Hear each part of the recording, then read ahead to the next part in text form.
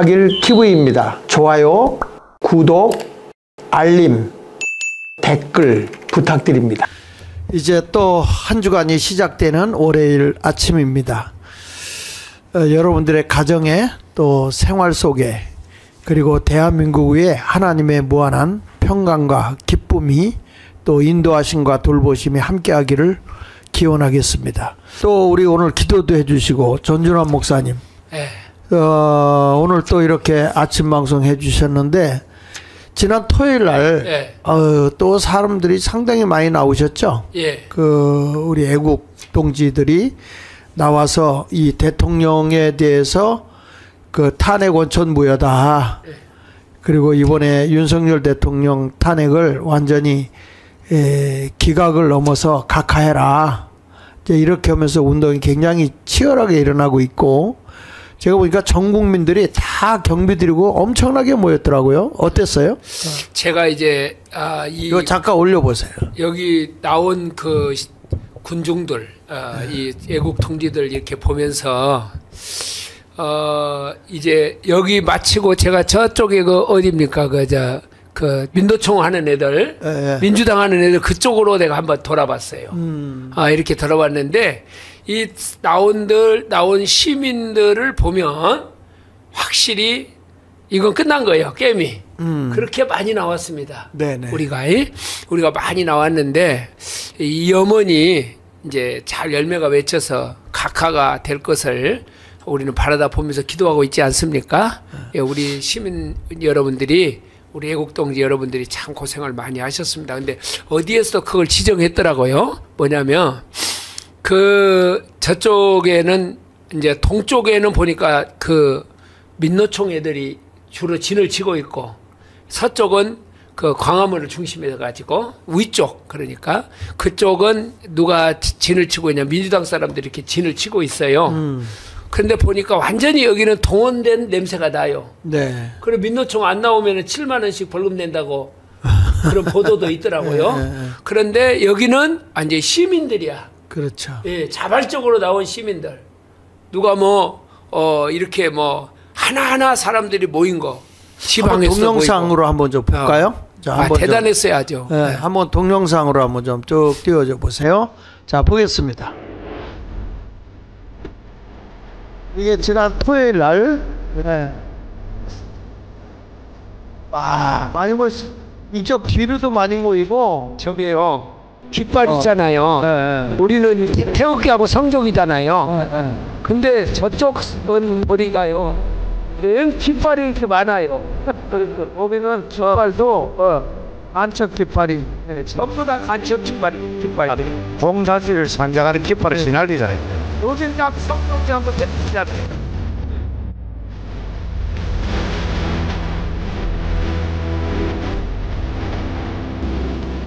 그러니까 이수신 장군 동상 있는 데죠, 그쪽에. 그날은 저쪽이 청계천 쪽 그쪽에도 사람들 굉장히 많이 모였어요. 청계천 쪽으로도 많이 모이고, 이거는 자발적으로 오는데 창원에서 오셔가지고 이거 촬영해서 청계천 좀 많이 나왔습니다. 국민 저항권은 완성된 것입니다.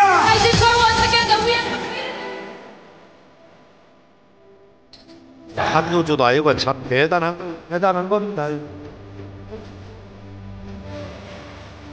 그날 어떤 분을 만났는데 친구들끼리 왔다고 여자분들인데 거의 검사님들이더라고. 처음 나왔대, 아기가.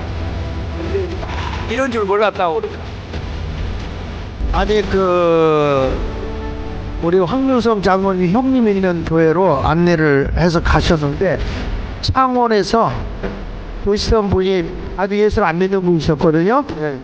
광화문 몇 번 나오고 그 교회에다 들놓고 이렇게 인사하고 참 전도도 많이 되고요. 나라 사랑하니 대담들 합니다. 참 만만이고 예술이고 이건 역사의 한 흔적이 되는 것 같아요. 나도 이제 그날 등교 다니는 부부를 만났는데 이렇게 모여서 할 수 있는 것을 뭐밖에 맞아요.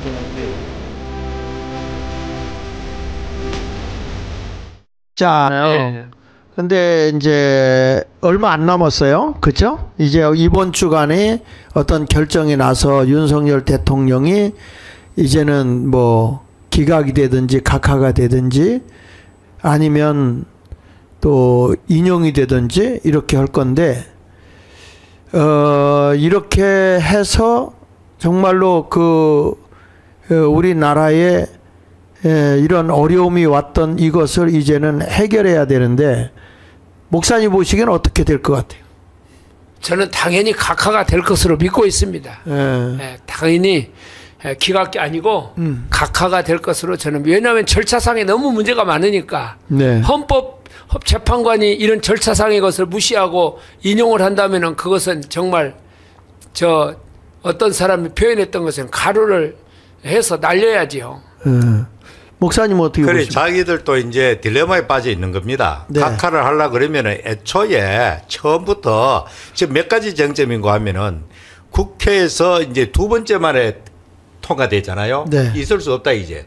일사 부재이 원칙에 어긋난다. 네, 부재리가 부재이의 원칙에 어긋난다. 그 자체를 해서 논쟁하고 있는 것으로 그렇게 듣기더라고요. 그리고 이제 내란죄를 가장 80%가 차지한 내란을 갖다가 빼버려지니까 이거는 원천무효될 수밖에 없는 기고, 네. 국회로 보내가지고 다시 재의결회가 보내라, 이것이 순서적으로 맞거든요. 네. 맞는데도 불구하고 문영배가 계속 고집하면서 강행하고, 그 강행하는 가운데도 오만 파행을 다 하고, 더군다나 지금 검찰에서 수사했는 거, 경찰에 수사했는 거, 공수수사했는 거, 이런 걸 가지고 사전에 이렇게 받아가지고 참고한다. 이건 있을 수 없는 일이에요. 왜냐하면 그건 자기들이 예단에 딱 서니까 가르치면 안 되거든.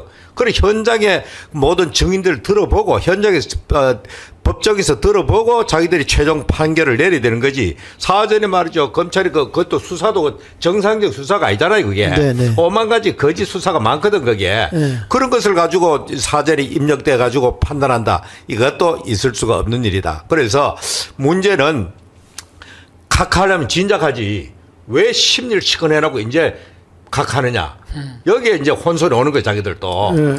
그러니까 뭐 또 기각하려 그래도 그렇고 인용하려, 사실 자기들도 애초에 각하했으면 오늘 같은 저런 부담이 없고 저런 참 자중진환이나 진퇴양난에 빠지 않아도 됐는데, 이거 진행하다 보니까 이것도 저것도 안 되는 혼돈 그 자체에 빠져 있는 거예요, 지금. 네. 그러니까 제대로 각하도 제대로 뭐하고 기각도 제대로 뭐하고 인용도 제대로 뭐하는 그런 상태에 빠져 있다. 그런 식으로 하기 때문에. 그러나 저놈들은 또 공산당이나 저 세력들은 어떻습니까? 수단과 방법을 안 가립니다. 우리가 생각하지 못한 뒤통수를 칠 가능이 있기 때문에 끝까지 우리는 조심하고 신경 쓰고 저 정보를 최대한 보수 쪽에서 잘 받아들여 가지고 대책을 세워야 되는 겁니다. 네. 안심하기는 굉장히 아직까지는 유동적입니다, 제가 볼 때. 네. 그래서 이번에도 보니까 역시 그 교회들마다 그 많이 동원이 됐더라고요. 뭐 누가 해라서가 아니라 스스로, 또 목사님들은 꿈쩍을 안 하는 분들도 꽤 되는데 대형 교회들이 움직이지도 않고 그러는데, 이번에 특이한 건 박조준 목사님이 92세시거든요. 근데 나오셔서 다 상당히 길게 하시더라고. 길게 해가지고 우리는 참 제대로 그 현장 제대로 소리가 잘 못 들었어요. 그런 위치에 있어가지고. 그래 집에 가지고 그걸 다 들어보. 이건 잘 돼 있더라고요. 네네. 잘 돼. 내용이 너무 좋은 거예요, 내용이. 내용이 너무 좋아요. 잘 되셨더라고. 나도 좀 들어봤는데. 야, 이거 나이만 들으셨지 목소리는 아주 쩌렁쩌렁하시고. 내용도 전혀 머리에 그것도 기억력 이런 것도鮮明하고, 최근에 되어진 그 모든 것도 하나도 빠짐없이 그 정점되는 걸 하나도 빠짐없이 다 언급하면서 강력하게 그냥 이걸 갖다가 나서야 된다. 그래서 우리 잘 아는 거지만 프로테스탄트 우리 개신교 뭡니까? 비질리나 그런 거에 저항하는 거 아닙니까? 맞아. 목사님 들어보셨죠? 네, 저도 들어봤는데 그 오히려 이제 유튜브를 통해서 들으니까 훨씬 확실하게 나타나더라고요. 자, 오늘 한번 들어볼까요? 조금 들어보죠. 네, 우리 한번 들어보시죠. 핵심들이 있는데. 근데 이게 25분이라 다 못 듣고. 뒷부분 이야기하면 앞부분보다 뒷부분이 중반 이후로. 앞부분은 이제 핵심이 뭐냐면 자기가 이북에서 17살 때 내려왔다. 여기 부분이에요. 공산주의를 자기는 경험했다. 공산주의는 안 된다. 이게 앞부분이거든요. 예, 예. 뒤에 부분으로 해서 한번 해보세요. 일어나라. 그때 이 말에 감동을 받은 에스더는 자기는 편안히 살 수 있는 형편에 있었지만은 자기 민족을 생각하는 애국열이 불타게 되고, 옳습니다. 죽으면 죽겠습니다. 결국 나서게 됐습니다. 이거 보세요. 그때 하나님이 역사했습니다. 하만이 모르드게를 매달아 죽이려고 한 그 막대기에 어떻게 됐어요? 모르드게 대신에 하만이 목을 달아 죽게 된 것입니다. 역전이 됐다. 역사적인 사실입니다. 지금도 오늘 우리 대한민국 위에도 이런 하나님의 놀라운 역사가 일어나게 될 줄로 믿습니다. 아멘. 하여튼 대단하신 저는 어른이야. 신교 목사입니다. 신교를 영어로 프로테스탄트 처치라고 말합니다. 프로테스탄트가 뭡니까? 프로테스트하는 겁니다. 프로테스트가 뭡니까? 항거하는 겁니다. 어디에 항거하는 겁니까? 악과 불의에 항거하는 겁니다. 악을 보고 불의를 보고 가만히 있으면 동참하는 겁니다. 어제 뭐 한동훈이 여러분은 그걸 항거하기 위해서 이 자리에 모였습니다. 이영호이는 완전 맛이 갔어 지금. 나는 나이 든 목사로서 우리 후배 목사님들에게 간청합니다. 간곡히 부탁합니다. 대한민국의 모든 신교 목사님들, 도둑이 지금 침공해 오는데 짖기를 바랍니다. 짖지 못하는 개는 보신당해야지. 옛날 말로 보신당감입니다. 내가 많이 외쳤잖아 지난해. 난 조금 전에 불교의 스님들이 나와서 말씀하는 걸 잠깐 들었는데 고맙게 생각합니다. 지금 우리는 뭐 불교, 기독교, 천주교 가릴 때가 아닙니다. 분명히 들으세요. 자유민주주의냐 공산당이냐, 이 판가름의 이 때를 위해서 여러분이 이 자리에 모였습니다. 내가 어제 유튜브를 들었는데 윤석열 국회의원이 기독교인인데 지금 윤상현 국회 법제위원회 헌법재판소 재판위원회 그 근방을 매일 아침 7시에 한 바퀴씩 돈다고 합니다. 국회의원이 수십 명이 뜻을 같이 하는 분이 매일 아침 돌고 이제 윤 대통령 언제 선고한다 하는 날이 발표되면 그날은 7번을 돈다고 합니다. 이스라엘의 역사를 보면 하나님이 애굽에서 해방돼서 약속의 땅을 프라미스랜드를 향하여 나가는데 여리고성이라는 게 걸렸습니다. 난공불락의 도성입니다. 그런데 하나님이 매일매일 하루에 한 바퀴씩 6바퀴 돌고 마지막 날에는 7바퀴 돌고 소리쳐라! 그대로 순종했더니 그 바위더위 같은 여리고성이 와르르 하고 무너졌습니다. 김진홍 목사보다 더 건강하신 것 같아요. 우리가 상대하는 세력은 우리 힘으로는 도저히 무너뜨릴 수가 없습니다. 그러나 믿음으로 순종하면 반드시 여리고성을 무너뜨린 우리 하나님이 그 세력을 무너뜨릴 수 있을 줄 믿습니다.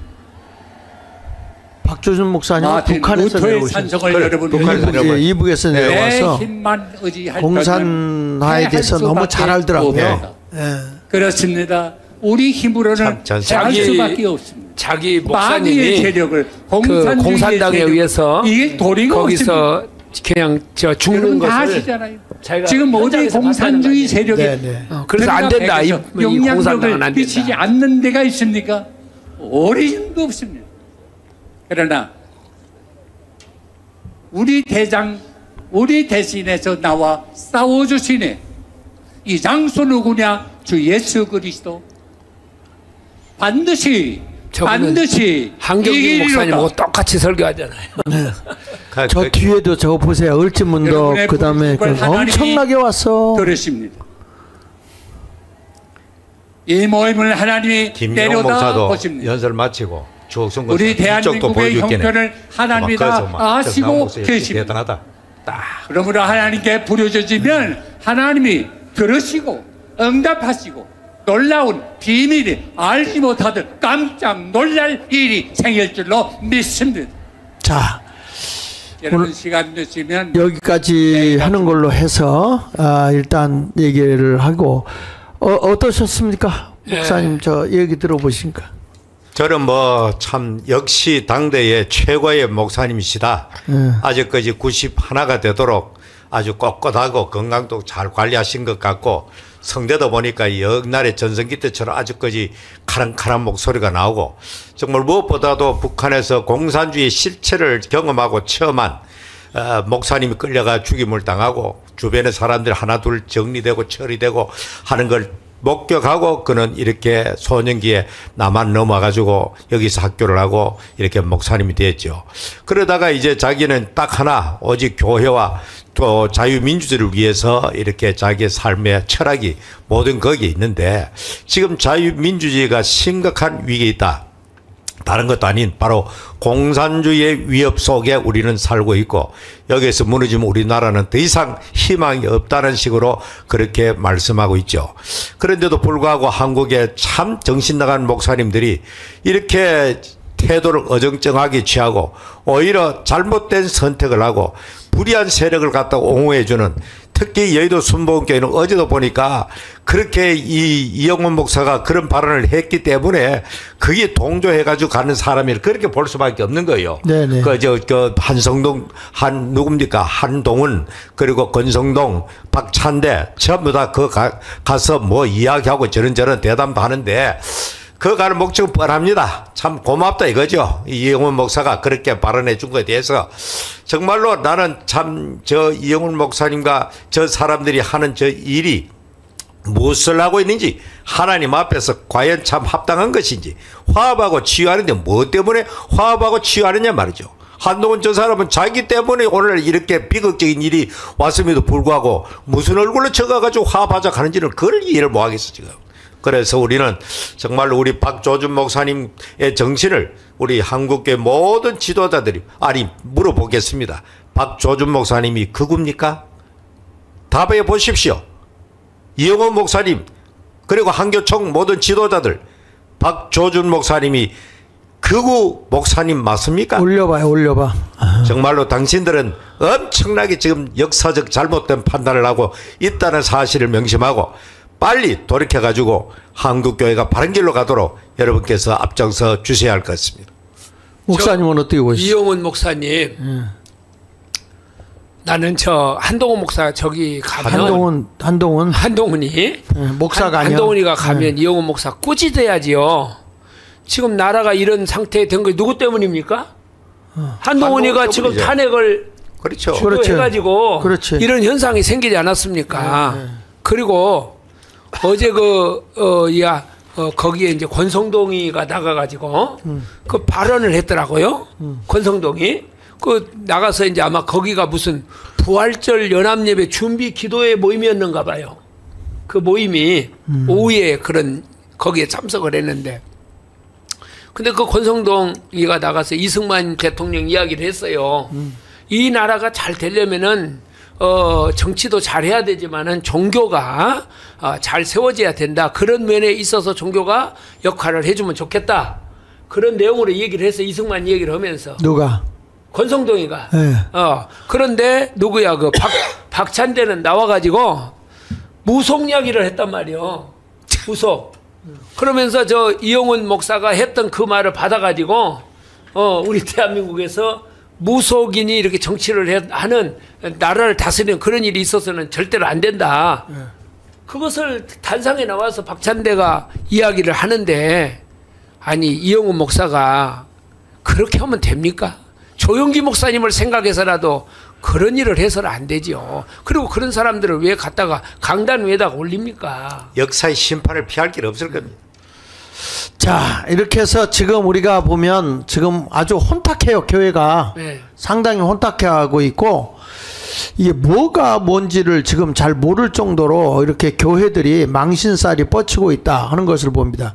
진리를 파수해야 되고 세상의 빛과 소금이 돼야 되는데 어떻게 그 상황에 따라서 굴절이 되어 가는지 난 이해가 안 가는데, 자, 그래서 지금 우리가 보면 이 광화문 정광훈 목사님을 중심으로 해서 지금 열심히 싸워주고 있는데, 이번이 아마 제가 보기에는 이 윤석열 대통령에 대한 그 최종적인 판단이 나오지 않을까요? 이번 주간에? 네. 그렇죠. 그것도 아주 그저 안개 속입니다. 안개 속이고, 네. 여러 설이 있잖아요.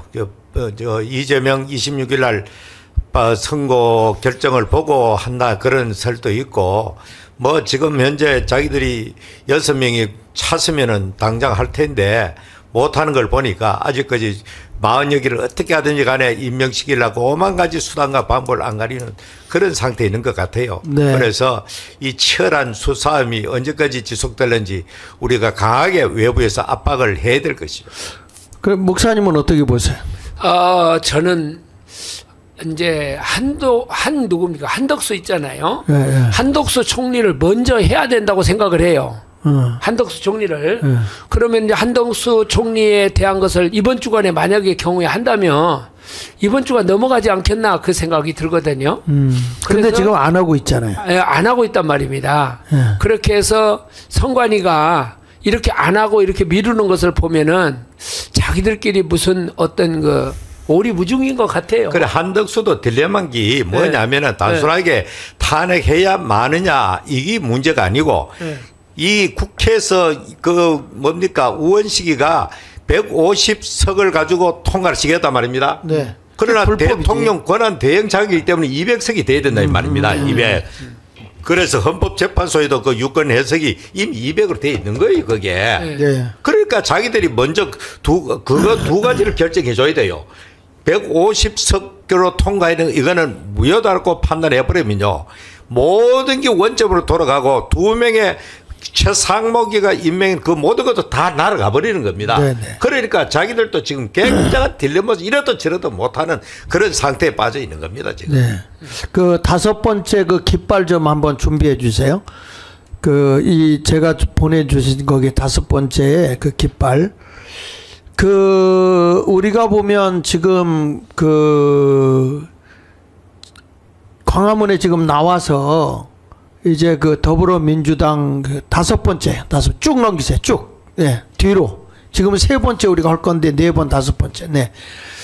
거기에서 우리가 생각해 보면은 깃발이 막 들고 있고, 그런 것을 보면은 완전히 이제 그 반국가 세력들이 지금 설치고 있잖아요. 그렇죠. 명백하게 대통령께서 말씀한 대로 대한민국의 헌법과 대한민국의 정통성을 부정하는 이 반국가 세력이 우리나라에 너무너무 뿌리를 많이 내려가지고 네. 지금은 노골적으로 공산주의를 상징하는 저런 깃발을, 붉은 깃발을 함부로 휘날리고 이제는 뭐 나라가 갈 때까지 갔다. 자, 이제 올려줘 보세요. 여기 보면 민주당이 윤석열 탄핵 찬성 집회 어디야, 경복궁 쪽에 그쪽에서 저 광화문이잖아요.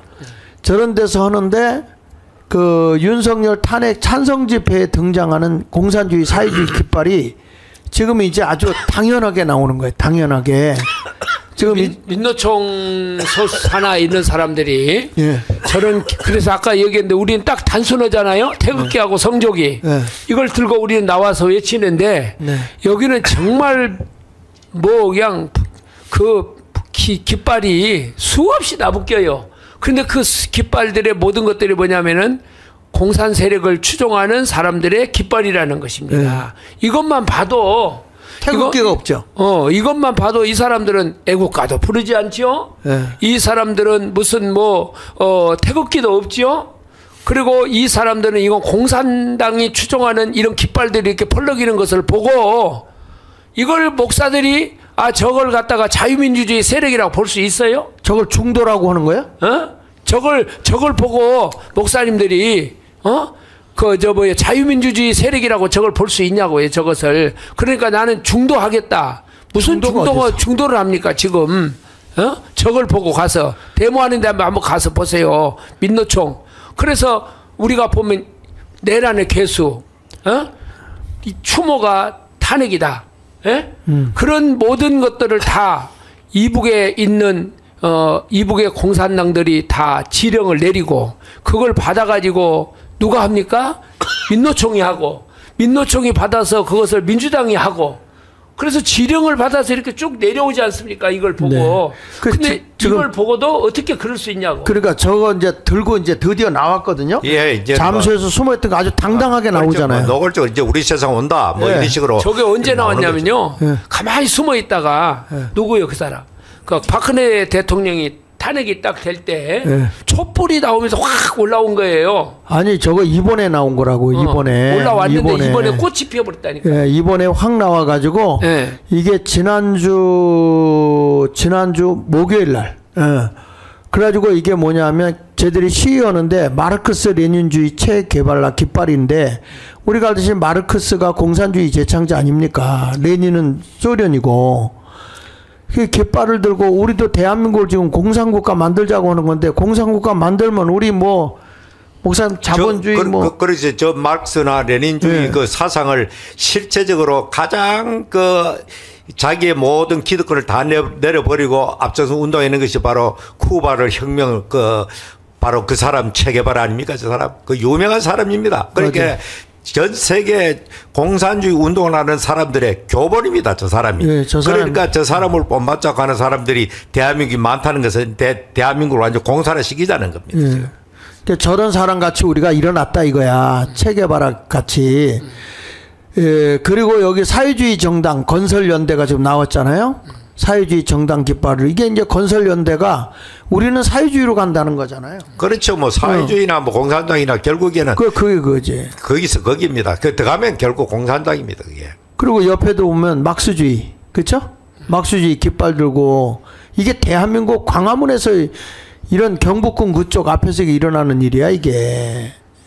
그러니까 참 통탄을 노릇이에요. 저런 그렇죠. 일이 있는데도 불구하고 한국교회 목사들이 정신 안 차리고 저쪽 편을 두둔하고 편든다는 것, 이거는 스스로 그 뱀의 아가리로 이 큰 용의 아가리로 들어가는 그런 과정이 있는 겁니다. 지금 목사들이. 그러니까 광화문이나 어디를 안 나와봐서 모르는 거예요. 이 사람들이. 그러니까 예수님께서도 이 성전을 헐라 내가 사흘에 다시 짓겠다고 그랬잖아요. 예. 지금 건물 중심의 교회들, 건물 안에 교인들 가둬놓은 교회들 다 예수님 오시면 부신다고. 그러니까 우리 전전화 목사님 늘 전라도 사람 가두리 양식 하는데 대한민국 교회가 지금 대형교회 전부 다 대형교회 목사들의 자기 육신의 안일과 번영과 이런 걸 위해서 전부 다 교인들 가두리 양식적 안에 가다 놓고 있는 겁니다. 그러니까 교인들은 뭐 거의 목사의 말에 절대적 영향을 받는 사람들이 바로 교인들입니다. 이 신앙의 세계이기 때문에.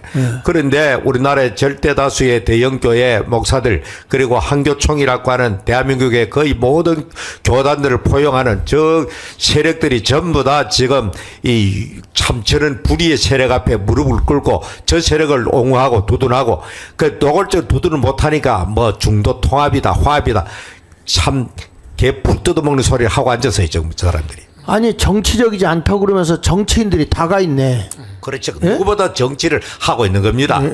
그러니까 이재명이가 이재명 세상 오면은 적어도 순복음교회는 바로 이재명을 만들어낸 가장 큰 그런 업적을 남긴 그런 교회로 자리매김하겠죠. 지금 저게 민노총 애들 들고 나오는데 볼세비키 깃발이 나왔잖아요. 네. 그 볼세비키 혁명이 사실은 저 노동자들하고 그리고 서민들에 의해서 폭동을 일으켜서 공산주의 만들었잖아요. 그렇죠. 근데 거기가 기독교인이 90%가 넘었을 때 불과 저 볼세비키 혁명으로 나온 사람이 약 1.4%? 네. 이 정도 된다는 거야. 네. 근데 공산화가 된단 말이야. 그러니까 그만큼 기독교가 타락했다는 거죠. 예. 교회가 타락을 하니까 노동자 농민들이 일어나 가지고 그 타락한 기독교를 엎어버린 거 아닙니까? 네네. 그러면 지금 이 시대에도 뭐 건물을 자랑하고 대형교회를 자랑하고 그러지만은 지금 그 가두리 양식장에 그 지금 이제 그물망이요. 지금 찢어져 가지고 그 찢어져서 교인들이 슬금슬금 다 강화문으로 다 나오고 있어요.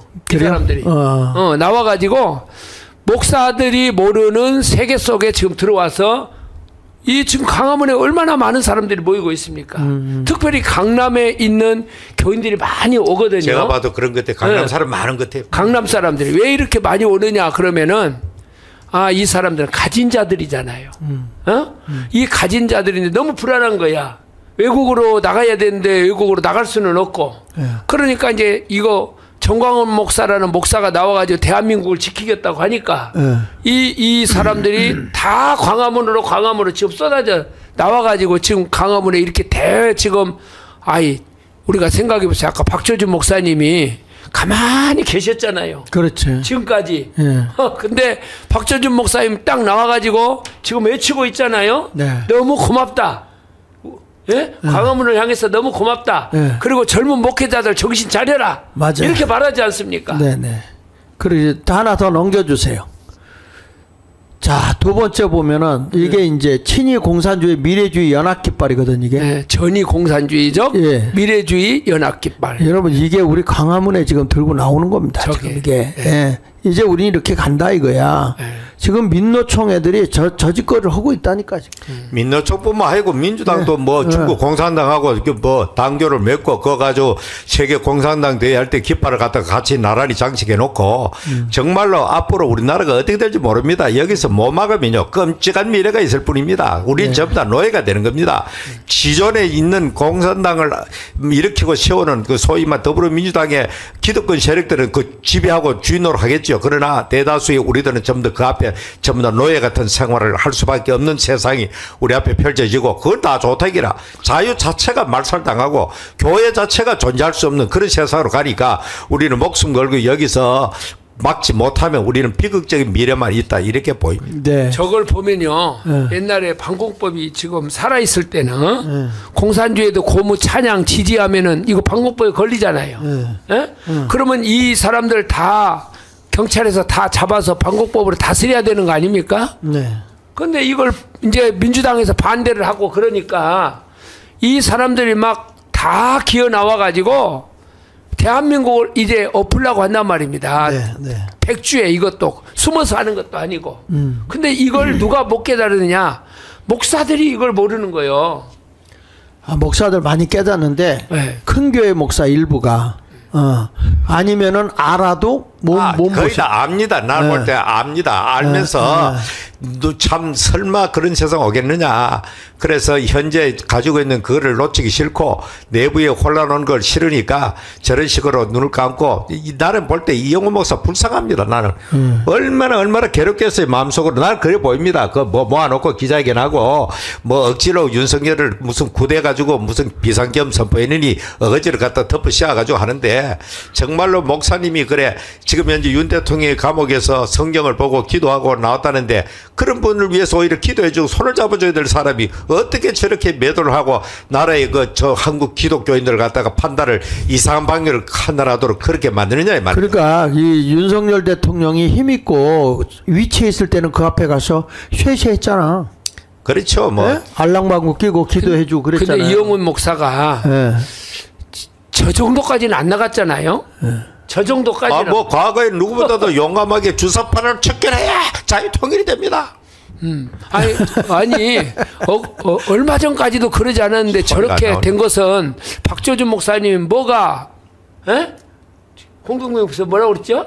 뭐가 캥기는 것이 있습니까? 뭐가 캥기는 길 왜 눈치를 봐요? 뭐가 캥겨요? 이런 식으로 말했으니까 내가 볼 때 뭐가 캥기는 게 있느냐? 그게 정답입니다. 다 캥긴다는 말은 뭔가 모르게 약점이 있고 거기에 약점을 볼모로 잡혀가지고 협박을 받고 뭐 이렇게 했죠. 이 넷빛을 우리는 그렇게 생각할 수밖에 없는 겁니다. 그렇기 때문에 어쩌면 참 측은하고 그런 모습입니다. 그리고 저 밑에 보면은 사회주의를 향한 전진 깃발 밑에 보면 동성애 단체 깃발 팔레스타인 깃발 전 세계적으로 팔레스타인을 지지하는 것은 전 세계의 좌파들의 공통입니다 지금. 그렇기 때문에 우리는 뭐 자유우파는 이스라엘을 지지한다면은 좌파들은 전 팔레스타인을 지지합니다 거의. 제가 그 호남에 있는 목사님들한테 그렇게 질문하거든요. 왜 민주당을 지지하냐? 그렇게 물어요. 네. 근데 교회들이 나서가지고 전부 동성애 반대하고 차별금지법 반대하고 다 그렇게 하지 않습니까? 네. 그렇게 반대하는데 내가 물어봐요. 동성애 차별금지법 이것을 만드는 정당이 어느 정당이냐? 내가 이렇게 묻거든요. 네. 민주당 아닙니까? 예. 어? 민주당에서 이런 일하고 조국당에서 일어나는데 왜 호남의 목사들은 이 당을 지지하냐? 이런 법을 만드는 당을 왜 지지하냐? 이렇게 내가 물어봐요. 그러면 대답을 못하지 않습니까? 못하지요. 왜 이걸 지지하냐 너희들이? 논리적 모순이죠. 그거. 네. 자, 그러면 오른쪽에도 보면 세계 자유 공산주의 연맹, 그렇죠? 네. 세계 자유 공산주의 연맹이 있고, 근데 이게 이제 사회주의를 향한 전진 포스터 충북대가 저걸 걸었더라고. 학생 결의대 이렇게 나왔는데 거기 보니까 사회주의를 향한 전진은 탄핵 찬성 집회를 지지한다. 윤석열은 즉각 퇴진하라. 아예 저 사회주의를 지지한다 해놨네. 예. 지금 이런 걸 보면 우리나라 국가보안법이 다 없어진 거죠, 지금. 예. 국가보안법 있으나 말하죠. 노무현 때부터 국가보안법은 아예 칼집에 꼽아놔야 된다. 이제 다 지나갈 박물관에 갖다 놔야 존재다. 이런 식으로 떠들어가지고 지금 현재 아주 법은 명문화되어 있긴 하지만 실제적으로 사문화된 죽은 법이 되어 있는 겁니다. 뭐 방공법으로 혹은 보안법으로 처벌된 예가 거의 없잖아요, 지금. 자, 그래서 이제 오늘은 그래서 내가 보면 이 국회가 뭐 하는 건가 하고 한번 생각해 봤는데 어떤 분이 글을 쓴 걸 내가 보니까 웃기는 국회 그리고 나왔더라고요. 웃기는 국회. 그러면서 뭐라고 얘기냐면 정청래 있잖아요. 예. 이 사람 법사위원장이잖아요. 예. 법대도 못 다니고 판검사도 못 해보고 변호사도 못 해보고 군대도 못 갔다 온 방화범. 방화범 맞죠? 예. 방화범. 이런 전과자가 법사위원장에 앉아 있다. 예? 그리고 이 법조계 출신 판검사들이 더 배운 놈들이 찍소리 한마디 못하고 대가리를 조아리고 있는 웃기는 국회다. 예? 참 웃기는 짬뽕이라 하지만 아마 내가 기억하는 대로는 법사위원장이 저렇게 법의 문외한인 사람이 예. 법사위원장을 그래도 그전에는 법사위원장이 하면 네. 법에 대해서 그래도 뭐 좀 탁월하게 아는 사람들이 그걸 했지 않습니까? 네네. 진짜 저런 문외한이 모자에 맞지 않는 머리에 맞지 않는 모자를 쓰고 앉아가지고 대한민국을 뒤흔들고 있지 않습니까? 예. 그러니까 그 사람이 해가지고 탄핵 했는데 다 기각기각 그렇게 나오지 않습니까? 예. 앞으로 아마 모든 탄핵들이 다 기각이 나올 겁니다 아마. 그렇죠. 왜냐 정청래 같은 사람이 법사위원장 앉아가지고 거기 앉아서 저 헌법재판소에 쭉 앉아 있는 거 봤잖아요. 참 안 어울려. 안 어울려. 아니 거기 앉아서 그림 자체가 안 어울려. 내 생각으로는 그래요. 저 말이 무슨 말인가. 그런 말 자체 영어로 못 알아들을 것 같아 그 사람이. 예. 거기다가 예. 지금 국회 부의장이 누구예요? 이하경. 이하경이죠. 이분이 강도 전과로 5년을 복역했더라고요. 강도로? 예, 강도로. 그래서 1978년부터 1979년도에 강남 일대 부유층집에 강도 드는 사건이 연쇄적 발생을 했는데 그때 범인을 못 잡았었다는 거야. 그러다가 1979년도에 동아그룹 최원석 회장집에 강도가 들어와서 그 일가를 위협하고 금품을 빼앗아 가는 일이 일어났다는 거거든요. 그래서 이 사건을 해서 거기서 이제 그 간첩과 싸우던 그 사람이 최 회장 집에서 경비원에게 수차례 흉기를 찔렀다는 거예요. 나중에 알고 보면 이 강도 일당 중에 하나가 이하경이야. 올려봐. 참 올려봐. 전 세계 망신거리, 전 세계 망신거리. 재벌집 강도 출신 새 국회의장 이하경 이렇게 나오고. 그리고 이 강도 일당 강도지에서 빼앗은 돈으로 남조선 통일을 위한 혁명군 자금으로 썼다. 기가 막힌 나라, 기가 막힌 나라. 근데 예. 그래서 5년을 감옥에서 복역했거든요. 이재명이가 네. 그 정청래나 저런 사람들을 저렇게 내세우잖아. 이하경이나 네네. 이런 사람을 내세우는 이유가 네. 이재명이하고 비슷한 사람을 네. 갖다 옆에다 두어야 자기가 덜 드러나니까 그렇게 하는 거 아니요? 아니 저 사람들은 그래도 좀 크게 강도진화 했지만 이재명 당대표는 사실은 자범 아니에요? 참 유치하기 짝이 없죠. 하는 네. 일들이 뭐 전부 다 사상이나 뭐 정치로 간 것도 아니고 검사 사칭을 안 하나 무슨 무상 연애를 했다는 소문이 없나 뭐 여러 가지를 볼 때에 정말로 이 일국의 지도자로 나서기에는 그래도 굵직굵직한 뭐 정치적 산으로 옳고 그름을 말하다 그랬으면 또 민주화 시대는 인정이 된다 그러지만은 이거는 뭐 참 부끄럽게 짝이 없는 거죠. 지금 국회 안에는 사상범으로부터 시작해가지고 이러한 법법자들이 상당수가 들어가 있는 거예요. 그러면 내가 보기에는 국민들이 이거를 정말 저런 사람들을 뽑았을까요? 알고도 뽑았을까?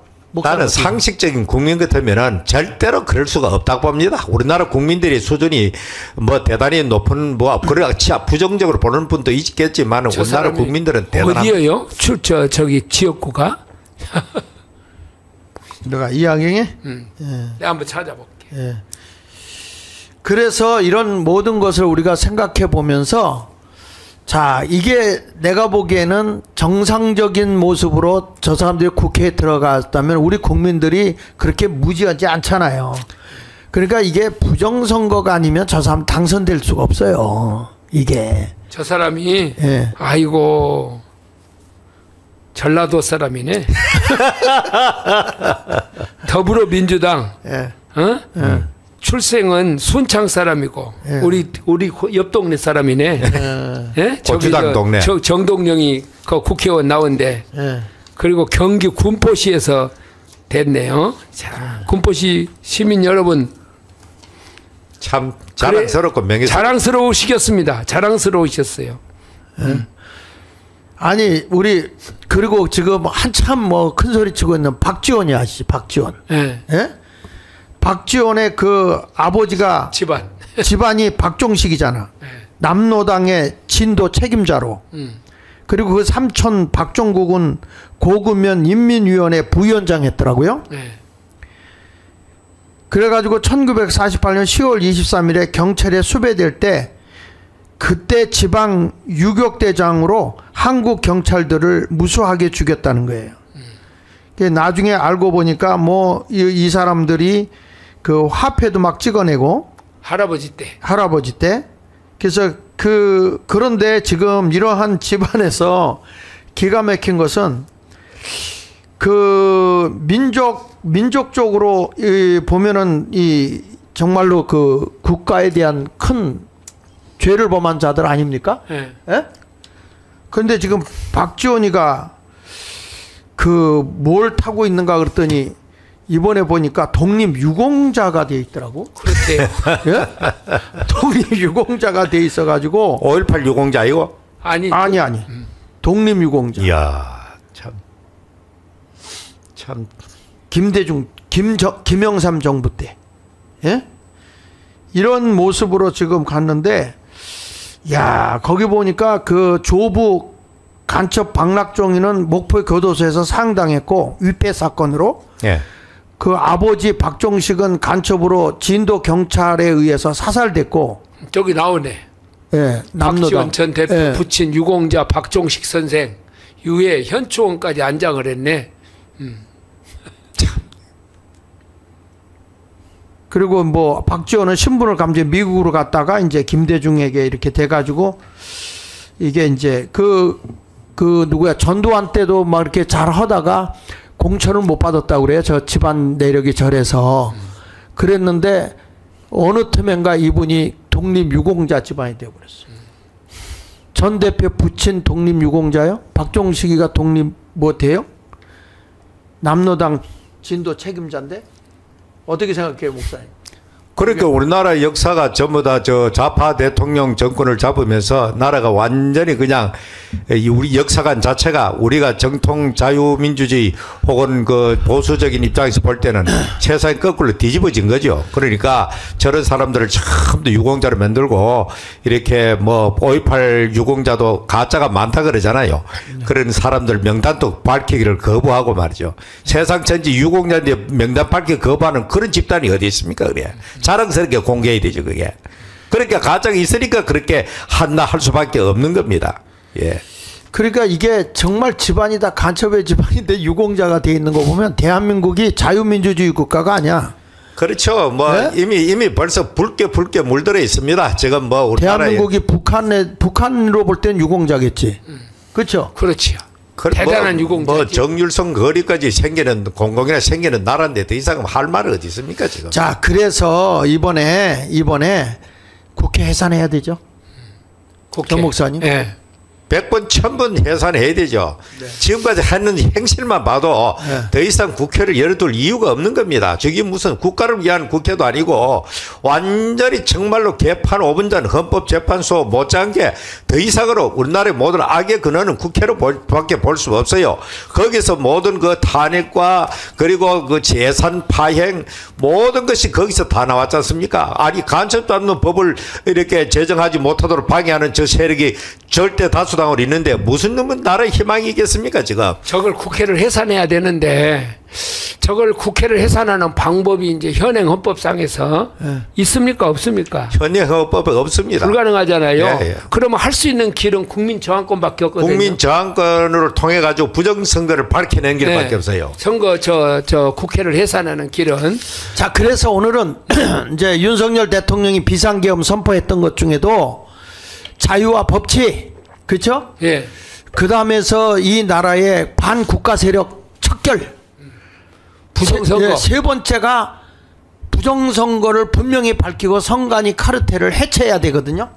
예? 예. 그래서 오늘 이 시간에는 한번 그것 좀 한번 다뤄봅시다. 예? 예. 그래서 저는 하여튼 이 부정선거에 대한 얘기만 하면 저는 가슴이 막 그냥 벌렁거리고 화가 치밀어 올라요. 왜냐하면 나는 현장을 직접 뛰어다닌 뭐 사람이니까. 누구보다도 우리 자유통일당의 실체를 위해서 직접 거리를 나가서가지고 뛰어서 확인한 그 정보니까 이거는 뭐 빼도 박도 못하는 그런 근거 있는 증거인데도 불구하고 이거 다루지도 않고 각하해버리는 저런 사악한 우리나라의 헌법재판소, 선거관리위원회 그리고 대법원 이 모든 것이 사법 카르텔로 형성돼 가지고 모두가 법원 앞에 같은 그 바운다리 안에 있으니까 어떻게 해볼 수가 없는 거지 지금 그 보면 여기다 메인 서버를 놓고 지금 뭐가 밝혀지기 시작하면 메인 서버를 놓고 사이드 서버를 따로 썼다는 거예요.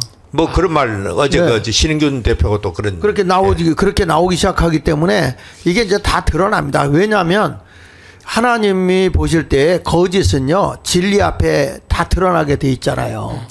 의로움이죠. 하나님은 의로우신 분이잖아. 선한 목자고 의의 길로 인도하시지 불의의 길로 인도하지 않거든요. 그러니까 선이 반드시 이기는 거예요. 그러니까 우리 국민저항권이 선을 위해서 싸우는 거잖아요. 그러니까 이 전부 거짓 아닙니까? 하나님은 진실의 편에 있고 거짓은 반드시 처음에는 온 세상을 뒤엎을 듯이 하지만은 때가 되면 그 거짓은 드러나기 마련이고 드러나면 역사의 뒤안길로 사라질 수밖에 없는 겁니다.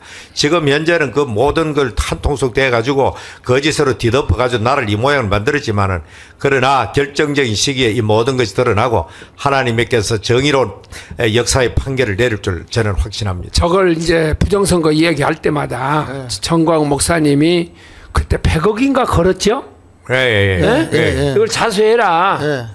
돈 주겠다. 선거는 지금 그거 유효하잖아요? 누구든지. 그래 지금이라도 하여가 결정적인 그것만 나오면. 이것만 나오면 결정적인 것만 나오면 100억 주겠다는 거 아니에요? 정광훈 목사님이 또 거짓말 할 뿐이 아니고. 돈이 문제가 아니야. 지금 돈이 문제가. 쟤네들은 돈 더 쓰는데 뭘. 그러니까 제가 이야기하는 것은 이 부정선거에 관련되어 있던 사람들이 분명히 있을 겁니다. 그러면 이 사람들이 한 명이라도 두 명이라도 나와서 대한민국을 위해서 그리고 당신들의 그 자손들을 위해서라도 이건 반드시 양심선언을 해서 대한민국을 살려달라는 거예요. 그리고 또 하나는 이 지금 이 선관위가 지금 보면은 부정으로 지금 거기 들어간 자녀들이 많잖아요. 그런데 이 자녀들이 내가 부정으로 들어간 걸 자녀들이 알 거란 말이에요. 그러면은 여기서 자녀들이 내가 거기에 있는데 난 사표 내겠습니다. 이렇게 해야죠. 그래야 나라도 살고 가정도 살고 그렇게 하지. 그 속에서 안주해가지고 뭐 조금 더 징계하고 그리고 나 조금 있다가 이제 잠잠해지면은 거기에서 계속 하겠다 이런 심보를 가지면 되겠습니까? 가족 회사로 가잖아. 가족 네? 회사. 자, 그래서 공정한 선거를 위해서 부정성을 분명히 밝히고 선관위 카르텔을 이번에 해체해야 되거든요. 지금 아까도 얘기했지만 범법자들이 지금 수십 명이 지금 들어가 있거든요. 네. 아니 참 답답한 거는 네. 국회의원들이 지금 현재 부정선거 밝히는 쪽에서 실질적으로 부정선거로 당선된 국회 실명까지 다 나오잖아요. 50명. 네. 그런데도 그 사람들이 고발하는 거 보면 희한해. 막 고소 안 하는 걸 보면은 네. 그걸 도대체 뭐로 설명하겠느냐 이 말이죠. 네. 그리고 그렇게 또 이제 중앙선거관리위원회를 그렇게 저렇게 공격하는데도 불구하고 중앙선거 그 사람들 또 고소 안 해. 도대체가 뭐 장학일 목사님이 제일 앞장서서 이 부정선거 얘기했지 않습니까? 네네. 근데 부정선거 그 말했다고 뭐 고소당한 거 없잖아요. 없어요. 없어요. 안 한다니까 하면 다 아니 조사해. 찍 하면은 고소하는 사람들이 왜 부정선거에 대해서는 고소 안 하냐 그 말이에요. 선관위가 아니 우리는 자유통일당에 표를 찍었는데 표가 없는데 어떻게 될 거냐고. 아니 표 찍은 사람은 나오는데 자유통일당 당비 낸 사람들은 막 쏟아져 나오는데 그러면 당비 내고 딴 데 가서 찍었겠어요? 그러니까. 자 넘겨주세요. 넘겨주시고 지금 보면 이게 국민들이 밝혀낸 부정선거 시나리오를 보면 더불어민주당이 선거에 대한 청사진을 기획을 합니다. 몇 프로 얘기를 한다고요. 그러면 중앙선거관리위원회 서버 시뮬레이션 소프트웨어를 잘 이것을 이제 조작을 하는 거죠. 근데 우리는 뭐 다 블락을 했기 때문에 못 들어온다는데 1, 2, 3, 4, 5가 무슨 블락입니까? 비밀번호 누구든지 다 열고 들어가서 대문 열어놓고 우리 물건 다 훔쳐가세요 하는 거지. 그럼 뭐 컴퓨터 안으로 들어가서 다 열어주니까 이거는 뭐 흔적도 없이 하는 거예요. 이게 담 넘어갈 수도 없는 거야. 다 문을 열어놨는데 담 넘어갈 필요가 뭐 있어요. 저기 계획 위에 할아버지가 말한 것처럼 더불어민주당 위에가 누가 있어요. 위에가 저 위에가 누가 있다니까요. 있죠. 위에서 다 저 북한에서 지금 다 지시하는 거지. 그 다음에 이제 위에서 더불어민주당이 이렇게 기획 청사진 기획을 사면 중앙선거관리위원회에서 투표수를 부풀리기 시작하는데 전자개표기 조작, 가짜 투표지 투입, 투표함 바꿔치기 하는데 목사님 이렇더라고. 저기 서울에는요. 사전선거에서 4표에 1표를 가짜로 넣는 거예요. 3표가 진짜 가짜. 진짜 가짜. 이런 식으로 넣는 거야. 그렇게 말을 많이 하고 주장하고 공개적인 석상에서도 말 많이 했잖아. 그런데도 불구하고 그 엄청난 그 자기들의 그 시부를 말하는데도 이렇게 고소 안 하는 거 보면 그게 더 희한한 거예요, 그게. 그 열어놓으면 다 드러나잖아요. 그래서 참 이 나라가 저걸 성역 중에 성역이 돼가지고 아니 일국에 그래 옛날에 중앙정부로 가면 하는 새도 떨어진다 했는데 그 후신인 국정원도 거기 안 통하니 무슨 놈의 나라가 이런 나라가 있겠어요. 제가 감사가 통하느냐.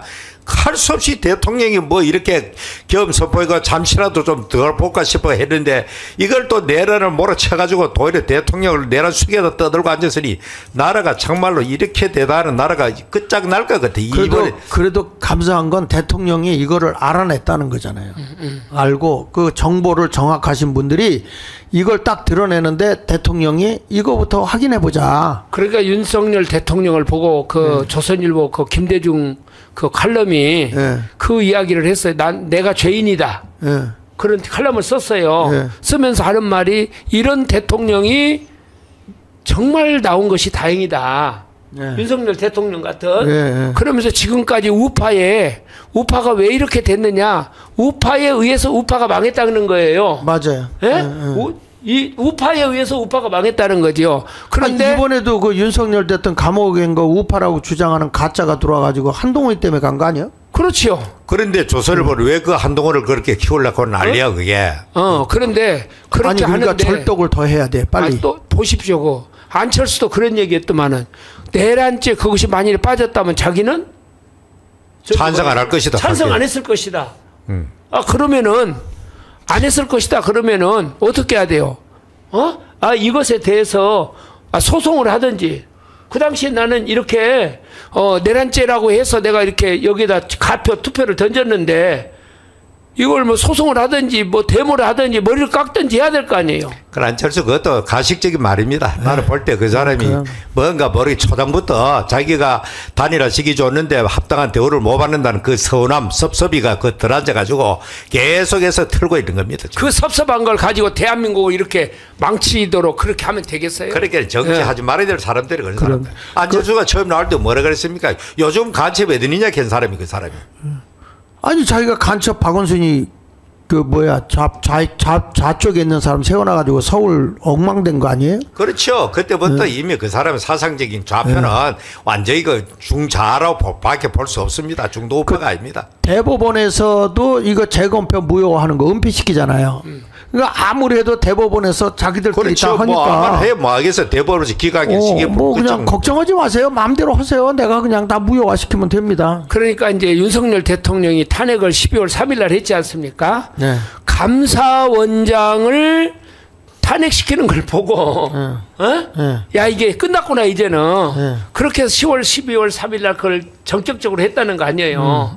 감사원장이 그때 하려고 했던 것이 뭡니까? 선관위 하려고 했잖아요. 네. 그런데 이 선관위에서는 계속 그 나와서 하는 말이 대법원이나 또 이제 뭐야 저 헌법재판소나 국회나 이런 데는 감사 영역이 아니라는 거야. 선관위도 여기 감사 영역이 아니다. 그러니까 이게 무소불위의 권력이 돼버린 거예요. 선관위가요. 그렇게 부정을 하고 그래도 선관위 들어가서 누가 조사할 수가 없어. 그러면 이걸 대통령도 할 수도 없고. 그래서 비상한 방법으로 계엄령을 지금 선포한 거 아닙니까? 이걸 잘했습니까? 못했습니까? 이걸. 자, 그래서 넘겨서 보면 더불어민주당에서 이제 이거 기획하는 내용을 좀 한번 볼게요. 더불어민주당 넘겨주세요. 자, 여기 보면 2020년 총선 2020년도 그때 저들이 180석 받을 때거든요. 근데 그때 4.16 총선에서 민주당의 이근형 전략기획위원장이 자신의 SNS에 다음같이 기재한 거예요. 그러면서 거기 보면 이제 선거 막판에 이러이러한 계문서에 돌아다니는데 실제 우리 당 전략기획과의 예측은 이랬습니다 하고 180석을 예안했거든. 그 이제 투표에서 163석을 확보할 것이다. 네. 그 비례대표 17석. 지역구 163석. 네. 근데 실제와 어떻게 됐어요? 180석. 정확히 맞이 일치했죠. 정확히 맞았거든. 그 당시에 제가 아는 대구에 있는 그 어떤 사람도 그쪽 동네에 있는 사람인데 내한테 가더라고요. 목사님 아무리 해도 이번에도 우리가 180석을 이깁니다 하더라고요. 고전을 빠졌더라고요. 그러니까요. 그 이미 사전투표로 다 보존값을 사전선거에서 다 했대. 이번에 그래서 사전선거 없애야 됩니다. 그리고 당일 투표 하루만 해야 됩니다. 근데 국민의힘이 웃기는 것이요. 네. 그러면은 이제 국민의힘이 사전투표 없애자 지금 그러잖아요. 네. 그러면서 하는 말이 본투표를 3일을 하자. 미친놈들이야. 3일을 하자. 이것도 미쳤고. 그러면 3일을 공휴일로 정한대요? 금, 토, 일 이렇게 한다는 거예요. 그렇게 지금 국민의힘에서 안을 내놓은 거예요. 그러면은 사전 투표를 없애기 위해서 그러면은 이제 민주당에서 묻는 거예요. 그럼 부정선거가 있다는 그것을 믿느냐? 그러니까 그건 아니다 이러는 거예요. 국민의힘 자체가 부정선거가 있다고 생각을 안 하는 거예요. 권성동이나 권영길이 누굽니까? 그 사람들도 다 여기 하나 더 넘겨서 보면 기가 막힌 일들이 있어요. 그 예를 들면 지금 우리 여기 보세요. 사전투표 보존값이 딱 정해놓고 있잖아. 그러면 쟤네들은 보존값을 딱 정해놓고 1이라고 할 때 가짜투표지 72%를 더 많이 집어넣는다는 거야. 그러니까 이게 1.71로 하게 되면 사전선거에서 그래서 이번에 대통령이 뭐라고 얘기합니까? 투표인 수와 투표수를 비교해보자 그랬잖아요. 예. 사전. 안 하더라. 그거 안 하잖아요. 그 사전투표 명단을 그걸 대조를 해보자. 그걸 드러내자. 그걸 못 하잖아요. 그러니까 모든 것은 다 얘기해도 그냥 안 해. 그렇죠? 그러니까 이런 것들에 대해서 우리가 좀 생각해 보는 게 지금 이 중앙선거의 무소불위 권력이에요. 저기가. 왜 권력인가 봤더니 이 중앙선거관리위원회에서 당대표 뽑는데도 관여하더구만. 그거 전부 다 위탁해 가잖아요. 그러니까요. 농협, 수협장, 대학장, 단체장들 뽑는데도 선관위가 다 관여하더구만. 다 그 위탁. 구의원, 군의원, 구청장, 시장, 군수, 도지사, 교육감, 국회의원, 대통령 선거 모든 일체의 선거를 다 관여하고 있어요. 그러니까 누가 그런 얘기 하더라고. 이준석이 오고 한동훈이는 그 설정값이 똑같다는 거잖아요. 그런 말이 있었습니다. 예, 그런 얘기도 지금 나오고 있잖아요. 그런데 정작 특이한 거는 그 더불어민주당 있잖아요. 예. 거기는 선관위에다가 위탁을 안 했어요. 그게 참 희한한 일이네. 그 희한하잖아요. 그래요. 예. 그러니까 이런 것들을 우리가 보면 참 우리 이거 한번 다 깨부셔서 한번 봐야 된다 이거예요. 그러면은 더불어민주당에서는 저걸 알고 있다는 거잖아요. 다른 데서는 지금 다 선관위 저 사람들이 저렇게 신뢰하는 선관위를 왜 거기다가 맡기지 않고 그러면은 다른 데다 맡겨요? 그러니까 사람들이 그래. 우리가 가서 투표하고 그 자리에서 확인했다 이런 얘기 하거든요. 근데 그 자리에서 투표 확인해도 아무 소용없어요. 똑같이 넣으면 저기 보정값 딱 저기 들어가게 되면 컴퓨터 들어가잖아요. 그러면 거기서 벌써 그 설정값에 의해서 다 부풀려서 계수할 때는 바뀌는 거예요. 여기서 전준환 목사님이 당선된 숫자가 들어갔는데 이쪽으로 가서 보니까 홍동명 목사님이 국회의원이 된 거야. 여기서는 개표해서 보면은 그렇게 됐는데 이쪽으로 와서 취합하면 이게 바뀌어버리는 거죠. 그러니까 지금도 이게 다 까보고 다 뒤져보면 저게 다 끝나는데 지금 그게 안 되는 거죠. 그러니까 저기 보면 민주당과 국민의힘이 동일하게 의석수를 나눠 가진 다음에 이때 사전투표 보정값은 1로 봤을 때 그 저쪽에다 1.75할 때 71%를 가짜투표지를 집어넣는 거예요. 이런 일들이 대한민국에 일어나고 있는 거다. 그래서 이거를 가지고 좀 까보자 지금 얘기하는 거잖아요. 그렇게 주장을 많이 하고 많이 하면은 이거 의혹을 해소 차원이라도 정당하게 해가지고 객관적 검증을 하게 해가지고 자기들이 좀 정당했으면 더 이상 의혹도 제기 못 하잖아요. 네. 왜 그걸 안 하는지를 모르겠어요, 그게. 하나 그러니까 넘겨보면 이걸 딱 까면 국민들의 모든 문제가 해소가 되잖아요. 그러면 그렇죠, 자기들도 누명을 벗고 떳떳하지 그러면. 떳떳하고 다음에 일하는 데에도 국론 분열도 일어나지 않고 왜 이걸 안 까는 거야? 이번에 헌법재판소에서도 감사원이 그 선거관리위원회 감사하는 거에 대해서 어떻게 생각할까? 만장일치로 그건 안 된다 이렇게 되어버리는 거예요. 그렇지. 아니 저기서 총선 사전투표율이 몇 프로 나오냐? 예? 더불어민주당에서 31.3% 나온다 그랬거든. 근데 정확하게 나오잖아요.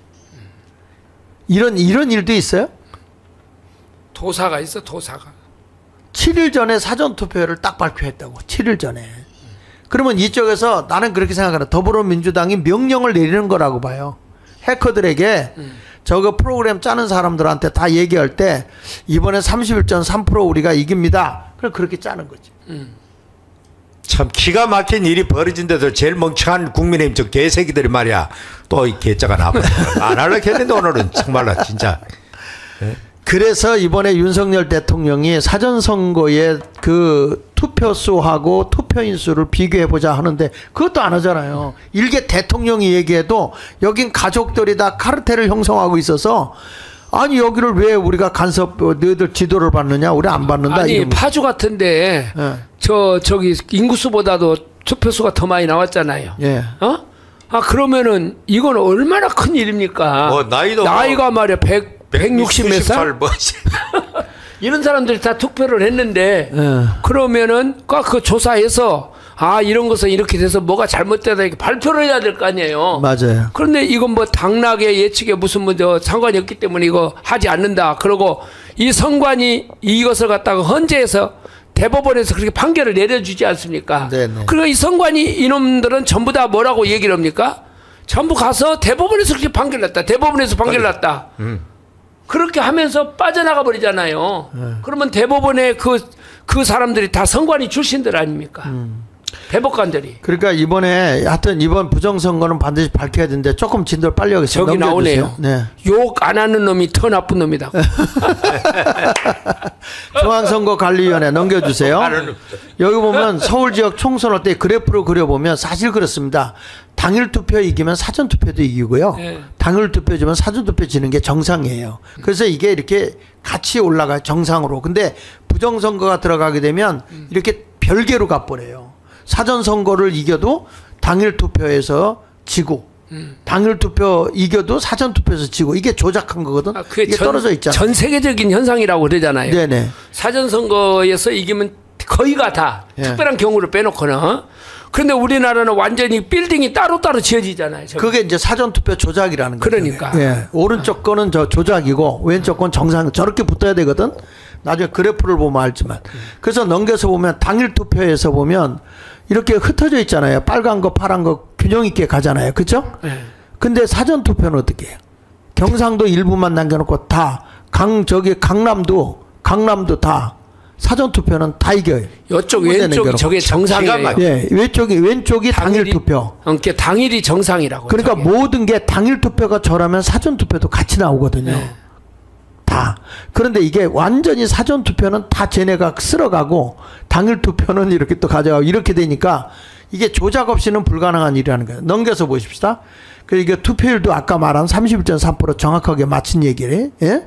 이게 민주당이 사전에 세팅한 목표 득표율이었다는 거죠. 저런 말이 나가 저렇게 됐으면 왜 국민의힘 저걸 물고 딱 못 늘어지냐 말이야 저걸. 저 병신 같은 새끼들 말이 진짜. 조사하자고 그래야지. 넘겨주세요 또. 그래서 실제 당일 투표가 낮아 미리 세팅해 놓은 총 투표율이 70.3%였거든 쟤네들이. 그런데 갑자기 투표율이 떨어졌어요. 당일 투표율이 전체적으로 봤을 때 67%였단 말이야. 쟤들은 71.3%에는 올 거다. 그랬는데 약 4.3%가 떨어진 거잖아요.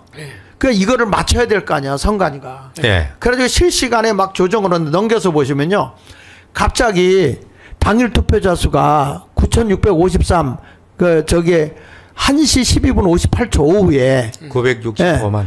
그런데 이게 1시 26분 오후 19초에 964만 7,561로 떨어지잖아요. 예? 5,513명이 감소했어요. 감소됐죠. 13분 21초 경과 후에. 이게 말이 되냐고요. 그러니까 개판 네. 저런 개판 하는데도 제대로들 감시해야 될 국민의힘 저거는 뭐 이서나마나 허수아비처럼 앉아가지고 그래도 뭐 사전투표 해야 되고 선거 부정은 없었다 개 같은 소리만 계속하고 이 보수 진영의 유권자들만 부하만 계속 올린 놈들이 바로 국민의힘이라. 그래 국민의힘은 저건 해산시키는 게 맞고 윤 대통령이 복귀되면 반드시 저거는 해체시키고 윤 대통령 중심으로 하는 진정한 자유우파가 재건되지 않으면 이 나라는 희망이 없습니다. 그러니까 이게 당일 투표가 4.3%가 줄어버렸으니까 자기들이 올려놓은 것보다 줄여야 될 거 아니에요. 그러니까 지금 이야기하는 것이요. 네. 일부에서 그러면 윤석열 대통령도 부정으로 대통령이 됐냐? 여기에 대해서 이야기를 하거든요. 장 목사님 생각 어때요? 거기에 대해서. 했죠. 더 많이 나왔는데 엄청나게 나왔죠. 그러니까 그 0.7%로 윤석열 대통령이 이겼는데 그렇게 표가 윤석열 대통령가 많이 나올 줄은 상상을 못한 거죠. 훨씬 더 윤석열 대통령 표가 많이 했는데 나경원이도 마찬가지고. 그렇죠. 나경원이도. 이런 사람들이 다 자기들이 예상치 못했던 투표값보다 더 많이 나와버리니까 이 사람들이 당선이 되었다. 이게 우리 얘기잖아요. 맞아요. 윤석열 대통령도. 이게 까보면 안다는 거지요. 그럼. 적어도 200만 표 내지 300만 표 이상으로 윤석열 대통령이 이겼다는 거 아닙니까? 네, 맞아. 그러면 이걸 까보면 되지 서버를. 왜 여기도 이거 다 나오잖아. 투표 컴퓨터로. 그래 희한한 거는 10몇만 표 차로 24만 표 차로 이재명이 떨어졌는데 그걸 재검하자는 이안 그런 거 그것도 이상한 거예요. 그게. 그렇죠. 그 어마어마한 숫자에서 얼마 안 되잖아요. 그런데 지금 6시에 오후 6시 18초에 저게 1,436만 7,809표가 나왔거든요. 근데 49분 14초가 지난 후에 이게 줄었어. 이게 당일 투표자 수가. 그러니까 이런 일도 있다고 하니까 이게 말이 되냐고. 또 넘겨서 보시면 이게요. 자, 여기 보십시오. 오후 4시 41분, 43, 3분 만에 투표자 수가 대폭 감소하는 거예요. 3분 뒤에. 예? 1300에서 470으로. 모든 게 그냥 보이지 않는 손이 얘가 그러니까 1335만 표에서 470만 표로 뚝 떨어져 버리는 거예요. 3분 뒤에. 이게 전산이야. 넘겨서 보면요. 선거일 투표 이제 모든 거 총투표해서 4월 10일 현재 얼마냐? 1224만 4,952야. 그죠? 네. 그런데 선거일 투표 7월 21일 현재 11일이 지난 후에 선거 끝나고 26표가 줄어 있어요. 그 뭐죠? 조작해서 만져놨다는 거죠. 왜냐하면 투표자 수하고 얘들이 산정해 놓은 값이 너무 차이가 나니까 이걸 줄여놓은 거죠. 넘겨서 보세요. 여기 보면 투표자 수보다 투표지가 더 많다. 즉 투표율이 100% 이상이 되는 거예요. 교부된 투표용지가. 그러니까 이런 것들이 다 나오는 거예요 지금. 이 희한하게 한 표씩 올라가. 한 표씩. 개수된 투표지가 한 표. 왜 그럴까요? 왜 그럴까요? 왜 그럴까요? 글쎄요. 모르시죠? 3표 진짜, 1표 가짜.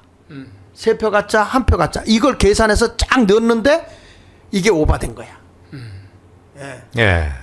이런 것들이 지금 관내 사전 투표에서 이런 게 나오는 거죠. 그래서 이런 거를 쭉 우리가 봐야 되고, 그 다음에 이게 이제 컴퓨터로 넘겨서 보시면 이게 컴퓨터로 계속 보면 계속 한 군데 이게 왔다 갔다 찍혀야 되는데 계속 한 군데만 찍히고 있는 거. 도장이 왔다 갔다 해야 하는 게 정상인데 한 군데만 계속 찍혀. 누구한테? 추미애한테. 예. 뭐 이런 것들이 쭉 나와요. 자, 그 다음에 또 넘겨서 보면 신권 다발 투표지가 막 쏟아져 나온 거죠, 저거. 근데 이번에 보니까 그 판사가 그 말한 게 녹음된 게 나왔죠? 이거 본드, 이거 심줘서 띄워봐. 그거 나오잖아요. 정전기가 아니라는 거죠. 이게 다 가짜라는 거. 자석 투표지가 막 나오고, 그 원래 상태로 복원된 수주종이라고 해서 그 기억 넘겨주세요. 형상 기억. 예, 형상 기억. 원래 상태로 복원되는 특수종이 사용했다. 그러면 펴진 거가 정상이라면 안 펴진 거는 부정이겠네? 그렇겠죠. 그렇죠? 예. 어떻게 생각해? 그렇지. 그 안 펴진 게 더 많아. 그러니까 말도 되지도 않은 소리를 어거지로 하는 거지, 저게. 좀 무슨 국민들이 납득이 안 가는 소리만 잔명을 늘어놔도 어떻게 해볼 도리가 없으니까. 우리가 돈을 써봐도요, 한 번만 접으면. 그럼. 그 다음에 딱 하면은 신권하고 완전히 다르지 않습니까? 그리고 한 장에 들어가는 돈이요. 네. 어마어마하게 들어간다고. 자, 넘겨서 보세요. 그래서 이거 보세요. 저렇게 함으로다가 막 가짜 투표지를 갖고 들어가는 거 보세요. 창관인 없이 무더기로 막 들고 들어가는 거 보세요. 저거. 그 다음에 넘겨서. 부정선거 증거 헌법의 비밀투표 원칙 훼손을 해버렸어요. 사전투표 QR코드를 이용해야 되는데 이게 이제 바코드로 하라고 되는데 QR코드로 다 이용해가지고 이런 게 한 거, 이런 것들이 다 잘못됐다는 거예요. 그 다음에 대법원에서 판결할 때 넘겨보시면, 또 넘겨주세요.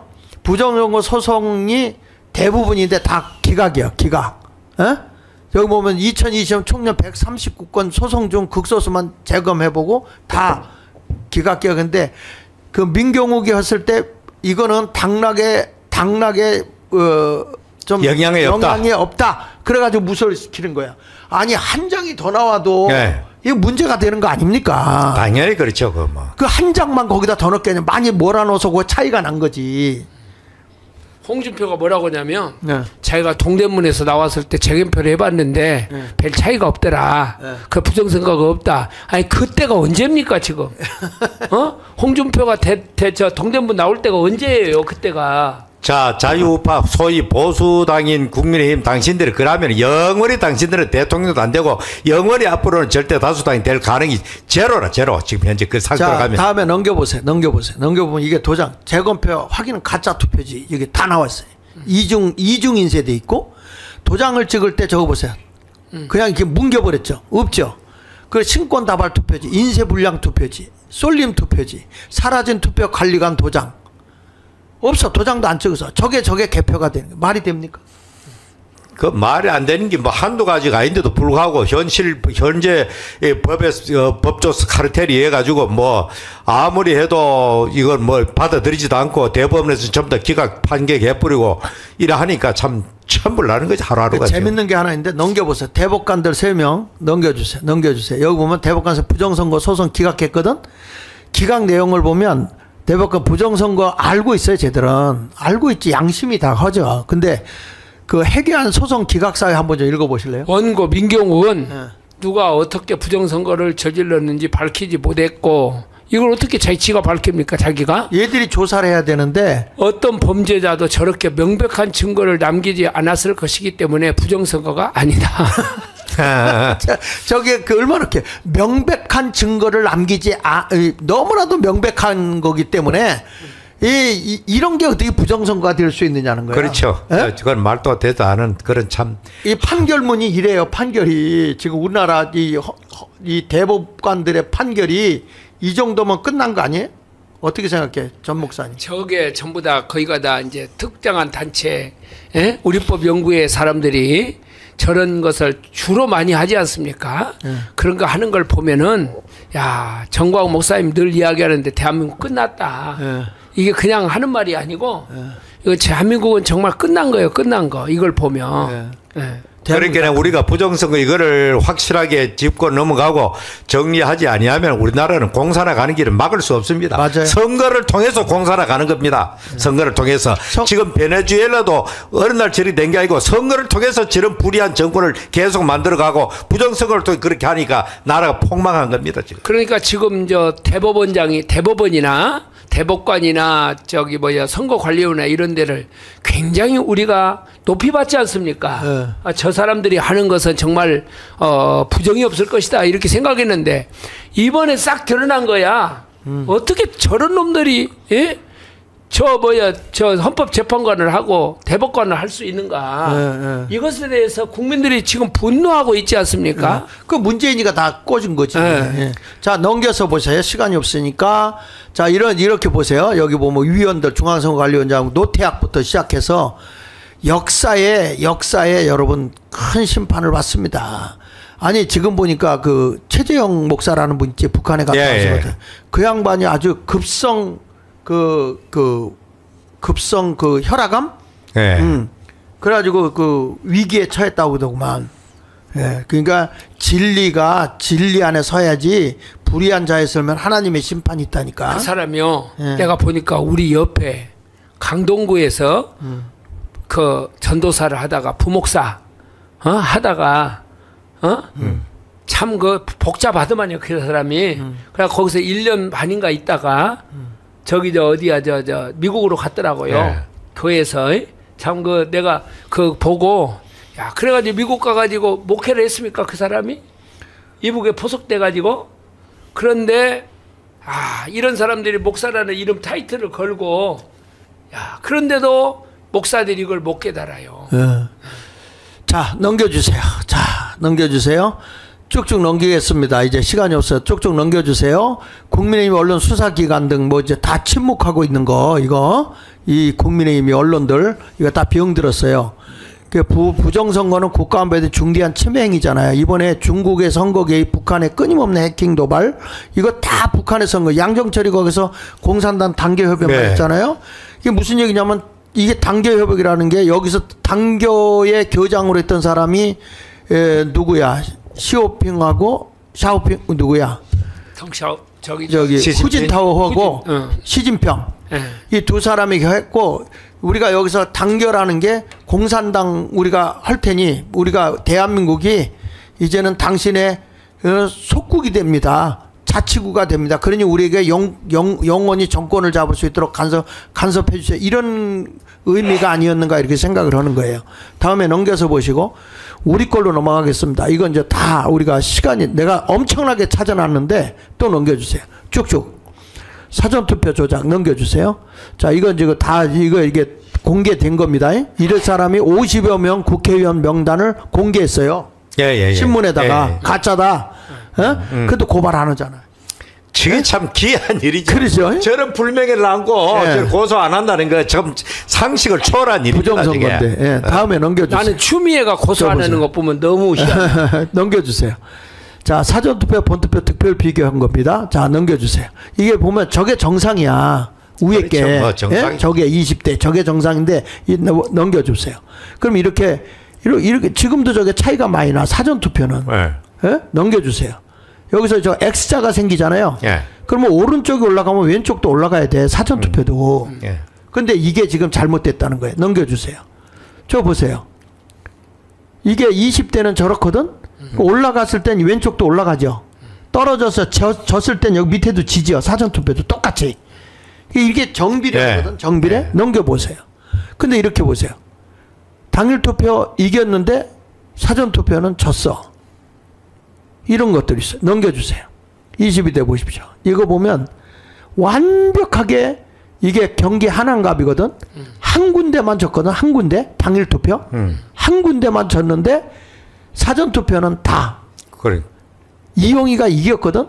근데 이 등신들이 부정선거 얘기하라고 거기 내 아우가 있으니까 하라고 했더니 안 한대. 자기는 더 큰 일을 해야 되기 때문에 안 한다는 거야. 왜? 이게 나중에 문제될 수 있다는 거야. 참나 기가 차서 넘겨주세요. 그러니까 지금 이번에 국민의힘 다 가르쳐 버려야 돼요. 여기 보세요. 그런 용기도 없고 정의감도 없고 사전 선거 이거 보세요. 이게 정상이거든. 20대 때. 네, 정상이지. 이게 정상이거든. 그러니까 당일 투표 이긴 사람이 사전 투표 이깁니다. 다음 넘겨주세요. 여기 보세요. 당일 투표 다 이겼어. 사전 투표 완벽하게 지니까 지상위가 진 거야. 또 넘겨보세요. 여기 보세요. 이혜원이가 이번에 사전선거 이겼어. 아니 당일 투표. 사전선거에서 다 진 거야. 그 내가 우리 구잖아. 우리 구. 그 내가 이혜원이한테 이겼다 네가. 부정으로 진 거다. 근데 뭐라는지 알아요? 요즘 시대 부정선거 어디냐는 거예요. 자기가 통계학을 했는데 부정선거 없다는 거예요. 그런 거에 또 국회의원 하겠다고 끼어나와. 때려치아라. 예, 그럼요. 넘겨주세요. 그래서 이런 것들을 우리가 보면서 이제 여기까지만 내가 보여드렸나? 자, 이런 걸 볼 때 부정선거는 확실하거든요. 자, 그래서 이번에 윤석열 대통령이 부정선거를 밝히자 했으니까 이번에 윤석열 대통령 다시 정당이 정권을 잡게 되면 그때부터 우리나라는 정말 최악의 나라로 전락한다. 문재인 때도 나라 거의 다 망가졌는데 이제는 확인사살하는 다 죽어가는 대한민국을 확인사살하는 그런 경지로 간다. 나는 이렇게 생각하기 때문에 우리는 목숨을 걸고 이 싸움에서 기필코 승리해야 할 것입니다. 네, 목사님. 예, 여러분 만일의 경우에 이번에 윤석열 대통령이 탄핵이 된다는 끔찍한 사건을 한번 생각해 보십시오.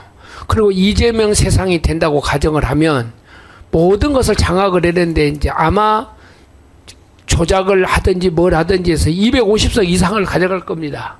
그러면 이북의 전체주의 같은 세상이 올 건데 이게 눈에 안 보이십니까? 우리가 이제 이번 주간에 우리가 다 정말 여기까지 잘 온 것 같아요.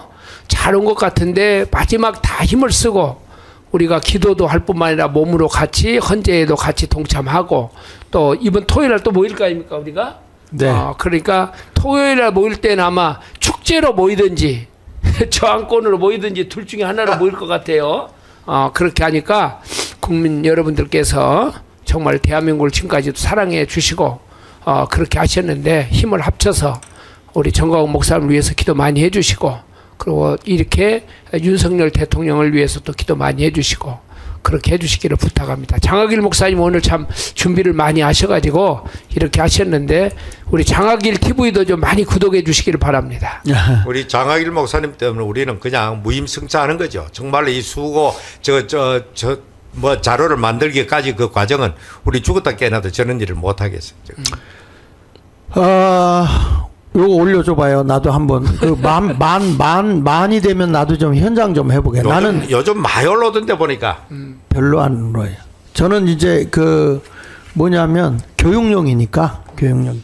그거보다도 지금 이제 여러분들 많이 와서 구독 좀 해서 10,000뷰가 되게 해주면 내가 10,000뷰 하면 현장 좀 방송을 좀 하려고 합니다. 구독 쭉 눌러주시고. 그리고 댓글 좀 많이 달아주세요. 좋은 의견을. 그러면 내가 그거에 맞춰서 여러분들의 또 자료를 준비해서 내가 하도록 하겠습니다. 지금 이런 얘기가 들리더군요. 네. 중국에서 그 1,000만이 넘어온다. 뭐 이렇게 들어온다. 이런 얘기가 있는데 지금 무비자로 가는 것 같아요. 무비자로 가자는 우리가. 아니 무비자로 중국에서 우리나라로. 일본 제주도로 무비자로 들어왔단 말이야. 근데 육지도 이번에 무비자로 오는 것 같아요. 4월부터. 근데 이게 문재인이 때 만들어 놓은 건지 난 이민국에게 부탁하고 싶은데 절대 그러면 안 됩니다. 왜냐하면 그 홍콩이 공산화될 때가 그렇게 했거든요. 예. 중국인들이 막 몰려 들어가서 거기에 가서 다 자리 잡고 했단 말이야. 지금 우리나라의 중국인들이 이번에 윤석열 대통령 탄핵이 각하되고 뭐 하게 되면 지금 저쪽에 그 주사파 세력들 또 친중 세력들이 연합해 가지고 대한민국을 제2의 홍콩으로 만들 수도 있다고요. 그러니까 네? 우리가 친중이 따로 있는 게 아니고 종북 세력이 혹시 그런 기사 세력입니다. 있으면 한번 좀 더 띄워봐요. 네. 아마 저 홍콩 같은 데도 한 300만이 200만이 빠져나가고 300만이 들어왔다고 그러더라고요. 네. 홍콩으로 중국 사람들이. 예, 예. 근데 고급 인력이나 부자들이 다 빠져나가고 예. 중국에서 이제 가난하고 이런 사람들이 그쪽에 와서 완전히 이제 홍콩이 막 초토화가 돼버렸지 않습니까 지금? 네. 근데 우리 대한민국도 지금 외국으로 빠져나가려고 하는 사람들이 많지 않아요 지금. 예. 에? 그러니까 야 이거 대한민국 이제 끝났구나 정말 끝났구나 그런 세상이 올까 두려워요 정말. 아니 뭐 나라가 저 만일에 이 각하되어 참 인용되어 버리고 저 이재명으로 넘어간다 이런 그 판단이 들면은 아마 강남의 부유층들은 뭐 보따리 짐 싸가지고 이제는 포기하고 나가지 않겠나 이래 보이는데 그럼 나라는 그 순식간에 무너져 버립니다. 아니 돈 있는 사람이 돈 가지고 나가버리고 고도의 엘리트들이 기술자들이 나가버리면 나라는 뭐 가지고 먹고 삽니까? 그 사람들이 해가지고 고도의 발전된 그 기술자들이 해가 삼성그룹이 삼성전자가 반도체를 만들고 이 모바일을 만들어가 전 세계 팔아가 우리가 다 간접 혜택을 누리고 사는데 그 사람들 없다면 더 이상 이 나라는 거지 나라로 자원이 있습니까? 뭐가 있습니까? 아무것도 없어요 우리나라는. 그렇기 때문에 이 나라가 그렇게 되어버리면 생각할 수 없는 과거에 참 우리가 춥고 배고프던 시절 그 시절로 돌아갈 수밖에 없고 그것마저도 자유마저도 박탈당한 그때는 우리가 가난하고 어려웠지만 자유라도 있었죠. 자유도 없는 그 세상이 되어버린다면 우리는 그야말로 살아갈 수 없는 세상이 되어버린다. 그렇게 되는 겁니다. 자, 한번 올려줘 보세요. 한국인들 몰려온다고? 줄줄이 수표가 끌고 나온 중갑부들. 저게 무슨 말인가 하면은 나도 저 기사를 봤는데 한국인들이 중국 가니까 중국 요즘 형편없거든요. 경제 붕괴대가 키가 죽어가지고 없는데 한국 사람이 막 그거 여행 가가지고 막 폼 잡고 있는 모습 보니까 폼 잡지도 않는데 한국 사람 그대로 가가지고 그냥 이렇게 여행을 하고 있는데 그 눈꼴 보고 싫다. 너가 언제까지 돈 있었나 이래 합치고 중국에 슈퍼카를 몰고 다니는 부유층들 많거든요. 이것들이 전국에서 SNS를 해가지고 쫙 모여가지고 한국 사람 보란 듯이 시위를 한 거예요. 제가 최고급 승용차 몰고 허장장세를 하는 겁니다. 중국이. 그렇구나. 저거 말고 저기 중국인의 무비자 이렇게 한다고 하는데 제주도는 지금 무비자죠. 예. 네. 민노총 저 사람들도요. 네. 중국인들이 저렇게 들어오면 저 사람들이 지금 연봉이 얼마나 많습니까? 그 중국인들에게 지금 지자재 투표권도 주고 있잖아요. 우리나라가. 네. 그리고 중국인들한테 그 매 맞은 사람들이 그 어디야 그 한남동에서도 있었더라고. 그래서 이런 것들을 우리가 보면서 이제는 우리 이민국에서 철저하게 이 비자 관리 잘하고 무비자 이건 안 됩니다. 지금. 엊그제부터 공수처에도 중국 그 공안이 왔다 갔다 하는 흔적이 나온다 하잖아요. 그러니까 지금 이 나라가 이건 뭐 거의 이제 북한보다는 중국입니다. 뭐 북한도 우리가 항상 경계해야 되겠지만은 경제적으로 돈 가지고 이 나라를 완전히 몰락시키는 건 중국입니다. 중국 지금. 그러니까 우리가 중국인들이 와서 노동력을 장악하지 않아도 될 만큼 우리 국민들이 열심히 더 일해야 돼요. 헌법재판소에서 중국 사람이 없다 그랬는데 그 헌법재판관 거기 연구관도 이렇게 쭉 보니까요. 외국인들이 쓰는 그 란이 있더만요. 있어. 예. 거기에. 그래서 국적이 어디냐. 그 친절하게 안내를 해주는 그런 제도가 있다는 거예요. 네. 아니 외국인들이 거기에 들어올 수 없다면은 무슨 그런 서류가 필요하겠습니까? 그런 걸 보면은 이거 문재인 때 이런 것들을 다 이렇게 만들어 가지고 이렇게 중국 사람들이 또 북한 사람들이 이렇게 대한민국을 이렇게 점령해 가는 것을 이걸 빨리 막아야 돼요. 이걸 깨달은 사람이 윤석열 대통령 아닙니까? 그러니까 우리나라가 지금 현재 이 과거에는 소련을 대비하는 미국의 최전방 기지였다면은 지금은 미국이 세계 패권 전략의 최전방이 중국을 대항하는 평택 기지가 바로 그런 위치에 있죠, 지금. 그런데도 불구하고 지금 현재 우리가 중국화 되어버리고 중국으로 넘어가면은 나는 단언컨대 미국의 패권은 더 이상 유지할 수 없다고 봅니다. 우리나라 무너지면 순식간에 끝납니다. 그렇죠. 이거. 네. 자, 그러니까 우리 모두 이제 정신 바싹 차리고 지금 중국인들에게 투표 또 뭐 일자리 다 우리가 뺏겨서는 안 됩니다. 다시 한번 우리 일어나서 지금 보면 뭐 우리나라의 복권도 글로 넘어가서 이번에도 복권도 여러 개가 막 나오고 복권이 예, 복권에 이상하게 지금 같은 번호들이 있고 같은 또래에 모여들고 막 그러거든요.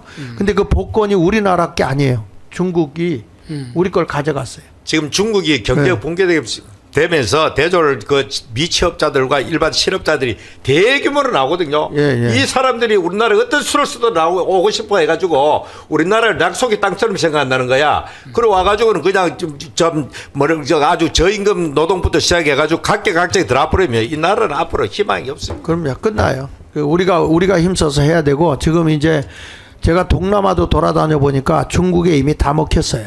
지금 보니까 언론들이 자꾸 조작질을 해가지고 막 이재명을 띄우잖아요. 또 그리고 윤석열 대통령의 계엄에 대해서 반대하는 세력이 작은 것처럼. 그런데 지금 아마 여론은 50% 60% 이상이 윤석열 대통령의 계엄을 지지하고 있습니다. 근데 그 여론에서 그렇게 안 나오거든요. 55%가 반대라고는 했는데 내렸다고 하더라고. 그것도 뭐 자기들 마음대로 할 수 있죠. 그러니까요. 그러니까 여러분 지금 세상이 엉망이 돼가고 있는데 이제 바로 되고 이번 주간이 피크입니다. 우리 그리스도인들은 기도를 많이 해주시고 함께 우리 싸워주시고 그리고 지금 헌재 앞으로 많이들 가주십시오. 헌재 앞에 가셔서 우리가 마지막 여리고성 돌듯이 함께 해주시기를 부탁드리겠습니다. 자, 마치죠. 예. 자, 그러면 우리 구호 외치겠습니다. 국민 여러분 같이 뭉치자! 싸우자! 이기자! 감사합니다. 수고하셨습니다. 예, 수고하셨습니다. 아침부터 나와가지고. 존경하는 국민 여러분, 들어주시길 바랍니다. 이 피해를 토하는 심정으로 드리는 말씀입니다. 지금 이 시간 제가 전할 메시지는 자유와 질서를 지키기 위한 선언입니다. 국회는 지금까지 수배두 번의 탄핵을 발행하며 국가를 혼란 속으로 몰아넣고 있습니다. 지난 6월 이후에도 탐핵이 이어지며 이는 건국 이래 전례 없는 사태입니다. 판사들을 위협하고 검사들을 탄핵하며 사법부를 마비시키는 일이 벌어지고 있습니다. 행안부 장관, 방통위원장까지 겨냥하며 행정부 또한 마비시키려 하고 있습니다. 비상계엄 국민을 위한 결정 자유와 질서를 지키는 힘을 믿어주십시오. 국가의 미래를 위해 제가 나가겠습니다. 함께한다면 반드시 이겨낼 수 있습니다. 비상계엄 혼란을 멈추는 선언 국민의 자유와 행복을 위해 다짐합니다. 헌법의 가치를 지키는 이 길을 따라 모두가 안전한 내일을 만들어 가겠습니다. 민주당은 국가 예산을 삭감하며 민생 제한을 무너뜨리고 있습니다. 재대책 예비비와 아이돌봄 예산마저 줄이고 청년 일자리의 희망까지 빼앗고 있습니다. 군간부들의 처우 개선 예산 또한 막아서며 국가의 기초를 흔드는 상황입니다. 국가 재정을 장난처럼 다루며 이러한 예산 폭거는 용납할 수 없습니다. 헌정 질서를 무너뜨리는 행위는 대한민국의 자유민주주의를 위협합니다. 국회가 입법 독재로 괴물이 되어 국민의 자유를 침해하고 있습니다. 북한의 위협과 종북 세력의 준동 속에서 자유를 지키기 위해 저는 결단했습니다. 비상계엄 국민을 위한 결정 자유와 질서를 지키는 힘을 믿어주십시오. 국가의 미래를 위해 제가 나가겠습니다. 함께한다면 반드시 이겨낼 수 있습니다. 비상계엄 혼란을 멈추는 선언 국민의 자유와 행복을 위해 다짐합니다. 헌법의 가치를 지키는 이 길을 따라 모두가 안전한 내일을 만들어 가겠습니다. 존경하는 국민 여러분 믿어주시길 바랍니다. 제가 신명을 다해 대한민국을 지킬 것이냐. 비상계엄으로 불편함이 있을 수 있겠으나 그 불편함을 최소화하도록 최선을 다하겠습니다. 이 모든 것은 자유민주주의와 헌법 가치를 위해, 그리고 후손들에게 올바른 나라를 물려주기 위한 길입니다. 저는 국민 여러분과 함께 하겠습니다. 저를 믿어주시고 함께 이겨내 주십시오. 언젠가 해야 하고 누군가 해야 한다면 지금 제가 하겠습니다.